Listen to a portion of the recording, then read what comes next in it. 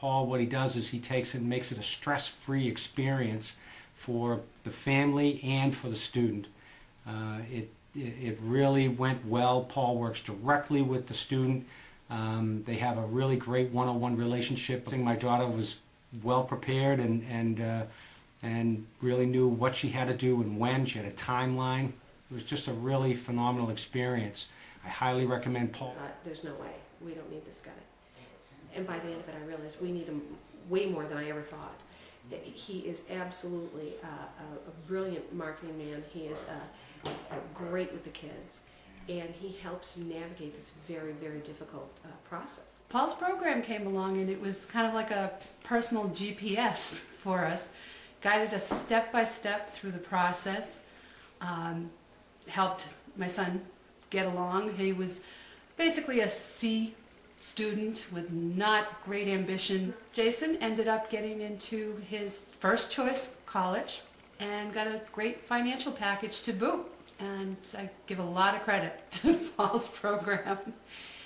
My daughter is now a senior in high school, and we've continued to work with Paul.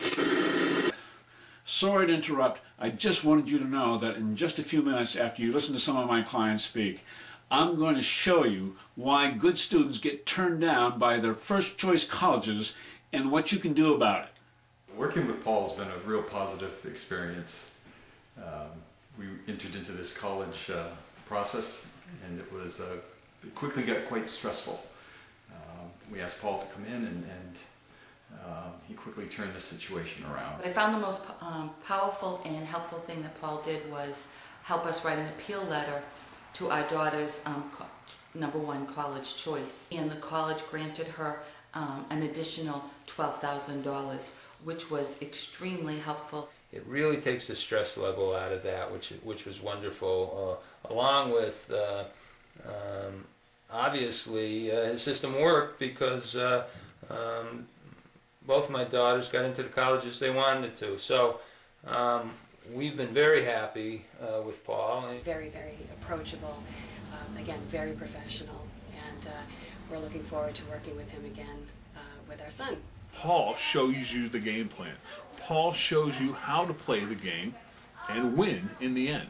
And that in itself is invaluable. I am very confident that my son will be better positioned for success at college because of what Paul is doing for us right now. We were very late in the process when we asked Paul to help us out. We had received no money from the schools my daughter was looking at, and we were concerned that there was just no way we could change that. Paul helped us navigate the appeal process in a way that resulted in us receiving $20,000 over 4 years to the school my daughter ended up going to. We would not have received that money if it wasn't for Paul's guidance and direction in how to use the appeal process effectively. He also played a big help in, I guess, opening the box to other universities that I never heard about or considered. In particular, he opened my eye to Canadian institutions. I ended up checking out and liking McGill University in Montreal. Ended up going there, but without him, my guidance counselors were very, let's say, New England-centric. Very happy I made the choice. Paul did a solid job. Whatever Mr. Hemphill tells you to do about building relationships, do exactly what he tells you, because he is right.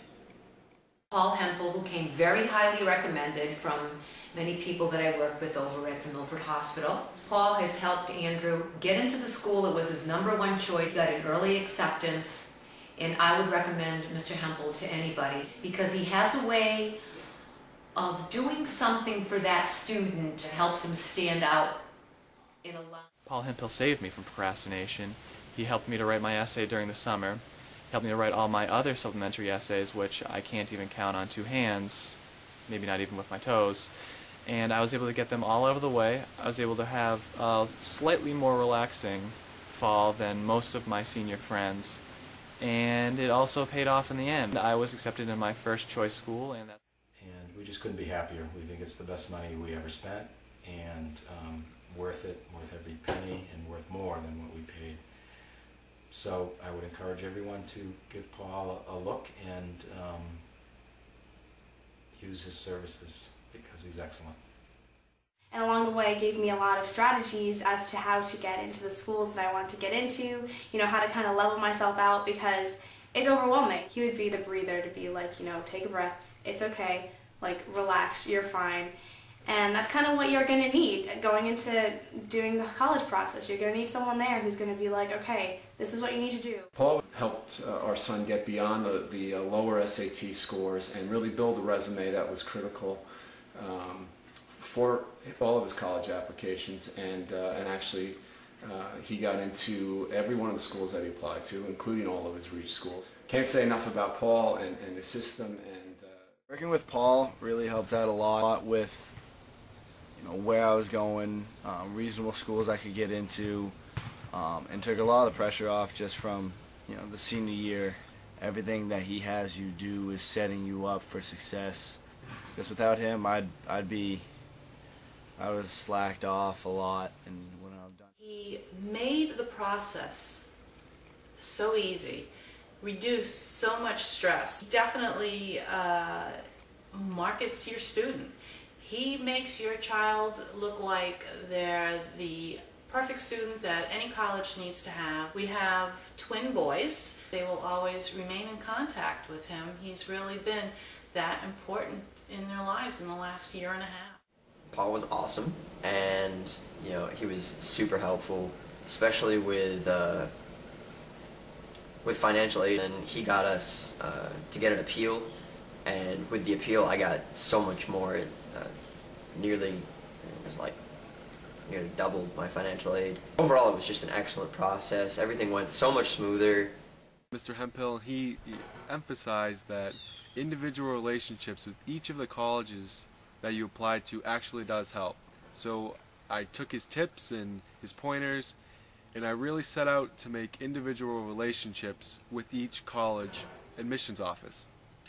And I applied to 10 schools, and I got into all my schools, including all my reach schools. I hope you got a sense as to the breadth and depth of what it is I do for my own students. What you are about to watch is something I recorded many months ago, the reality of which is even more critical today.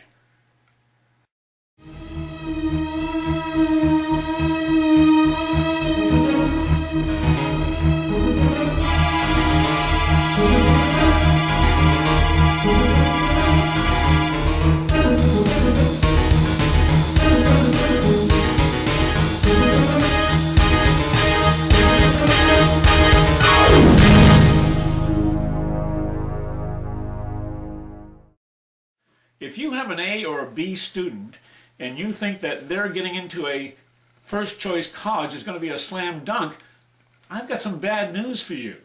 Well, I've got some good news too. My name is Paul Hemphill. I'm a college admissions coach and a financial aid specialist headquartered in Norfolk, Massachusetts.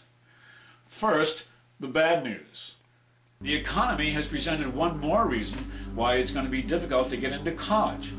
Parents who can afford to send their kids to private schools are so disgusted with the rising cost of colleges that they're even sending their students to state schools or even community colleges. And evidence is mounting that these colleges are being flooded like never before with new applicants. Next year's high school graduating class will be the largest in American history, but the colleges will not be increasing their capacity to meet that growth, thereby making it more difficult for your student to get in. And it's getting worse. Don't get me wrong, your student will get into a college, but the chances of getting into their first choice, maybe even their second choice, is going to be a lot more difficult. Here is the biggest competitor that your student has that no one has put into perspective for you until now. Your student's greatest competition is what I like to call sameness. So let's pretend for a moment that your student is like a little brown box that's going down the conveyor belt towards an admissions office, like you see right here in the graphic. And in front of your box are 5,000 little boxes that look just like yours, and behind your box there's 10,000 little boxes that look just like yours. You all look the same. Why is that? It's because you have determined in advance that you applied to that school because your chances of getting in look pretty good. You have the same SAT scores and the GPA that the college is looking for. Well, so do the other applicants. And the chances are that you're going to qualify to get into that school, but the chances are good that you're not getting in. Why is that? It's because you are not presenting yourself in a way that's making you get noticed by the admissions department. You are not standing out amongst all the rest of the applicants, so the admissions at that particular school can say, wow, this is a student that we really need to pay attention to. Instead, you look the same as everyone else. How did that happen? Here's an example. Your student had a very well-meaning English teacher who decided to take upon himself to teach his students, your student, how to create a great-looking resume for a college. Well, what did he do? He told every student in the class how to create that resume in a specific format using specific requirements, meeting those requirements, and then producing the resume. What did he succeed in doing? He succeeded in making your student look like everyone else. The same. What most parents are not aware of are the attention spans that are found in many admissions offices at colleges. These colleges have admissions counselors who are in their mid-20s who are brought up watching Sesame Street, conditioned to getting all of their information in little 30-second sound bites. So how much time do you think you have to communicate the most important elements on your resume? And how are you going to do it? Do you see the problem already? So what you've heard and seen so far is the bad news. Now I'm going to tell you the good news. Presentation is the one word that describes what's going to get your student into the first choice college. It's what your student needs to do to stand apart from the competition. Sort of like putting a big red ribbon around the box that's going down that conveyor belt towards the admissions office. We adults know that within the first 5 seconds of meeting someone for the first time that we are making all kinds of value judgments, like what religion do they practice, what level of education do they have, what communities do they live in, what value system do they possess. All those little judgments are being made within the first 5 seconds of when we meet someone. And your daughter comes back from that short interview at the local ice cream store for her first summer job, and she's shocked at the fact that she's already been given this job when she didn't even present her grades. Well, of course, grades had nothing to do with it. It had everything to do with her presentation. It's how she came across to the employer that made him hire her on the spot. So it's not good grades and good SAT scores anymore. It also means how you come across. Hint, hint, that's what it takes to get accepted into your first choice college. So when the school sends in the grades and SAT scores to those colleges that match your student's academic profile, and they get turned down, the reason is going to be is that the idea of presentation never came up on the radar screens of the teachers or the guidance department. So the next time you see the student's teachers or guidance counselor, ask this one simple question. What's the ideal way of getting my son or daughter into the right fit college?